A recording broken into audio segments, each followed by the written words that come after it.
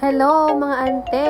At dahil bakasyon nga ng mga teachers this June, syempre bakasyong grande tayo. Charot, joke lang pala. So, hindi sa beach ang bakasyon natin for this June. Dito pa rin tayo sa bahay. Kailangan kumita ng pera. Kaya ayan, for today po, nagkakandak ako ng tutorial classes online. So, yung mga estudyante ko dito ay nakukuha ko lang sa FB group. So, pwede kong i-share sa inyo yon. Gagawa ako ng separate video kung paano kayo makakakuha ng mga student online. So, sa mga teachers na gusto ng additional income or part-time, pwede nyo itong gawin. Basta meron kayong devices and yung inyong laptop. So, si student ko dito, ang klase namin ay speech class. So, gusto niyang matuto kung paano humarap sa mga audience na hindi siya nahiya.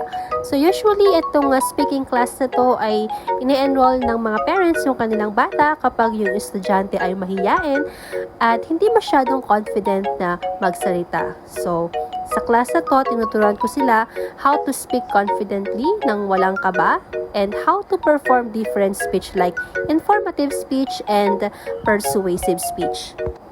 At yung mga nakukuha kong mga estudyante dito, may mga Filipino at meron ding mga taga-ibang bansa like yung mga Chinese and Koreans. Meron din naman ng mga Filipino na nakatira sila sa ibang bansa and they also avail my tutorial classes.